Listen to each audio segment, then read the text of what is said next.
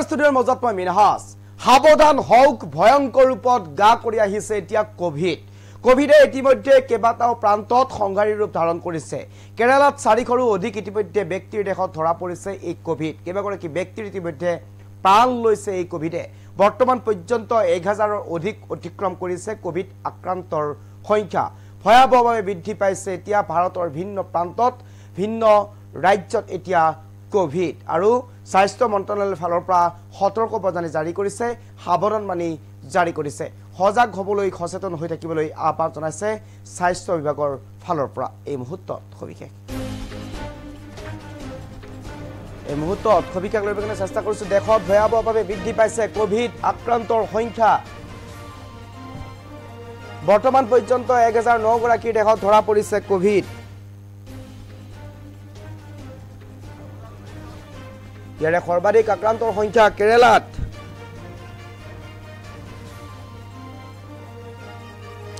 কেৰালাত 430 জন ব্যক্তিৰ দেহত ধৰা পৰিছে কোভিড আৰু মহাৰাষ্ট্ৰত 209 জন আৰু দিল্লীত 104 জন গুজৰাটত 83 গৰাকী ব্যক্তিৰ দেহত ধৰা পৰিছে কোভিড তামিলনাডুত 69 গৰাকী কৰ্ণাটকত 47 গৰাকী উত্তৰ প্ৰদেশত 15 গৰাকী ব্যক্তিৰ দেহত ধৰা পৰিছে কোভিড ৰাজস্থানত 13 গৰাকী পশ্চিমবংগত 12 গৰাকী হাৰিয়ানাত 9 গৰাকী ৰাজস্থানত পুডুচেৰীত 9 গৰাকী অন্ধ্ৰপ্ৰদেশত 4 গৰাকী মধ্যপ্ৰদেশত 2 গৰাকী তেলেংগানাত 1 গৰাকী আৰু গোৱাত 1 গৰাকী ব্যক্তিৰ দেহত ধৰা পৰিছে কোভিড-19 ছত্তীশগড়ত 1 গৰাকী লোক কোভিডত আক্ৰান্ত হৈছে এই মুহূৰ্তত আমি সবিশেষ তথ্য লবৰ কাৰণে চেষ্টা কৰিছো ভয়াৱহ ৰূপত বৃদ্ধি পাইছে কোভিড আক্ৰান্তৰ সংখ্যা দেশৰ ভিন্ন প্ৰান্তত কোভিডে এতিয়া ভয়ংকৰ ৰূপ ধাৰণ কৰিছে দেশৰ ভিন্ন প্ৰান্তত কোভিডে এতিয়া ভয়ংকৰ ৰূপ ধাৰণ কৰিছে গা কৰি আহিছে কোভিড আৰু ইতিমধ্যে কেৰালাত 430 গৰাকী ব্যক্তিৰ দেহত ধৰা পৰিছে এই কোভিড আৰু ঠিক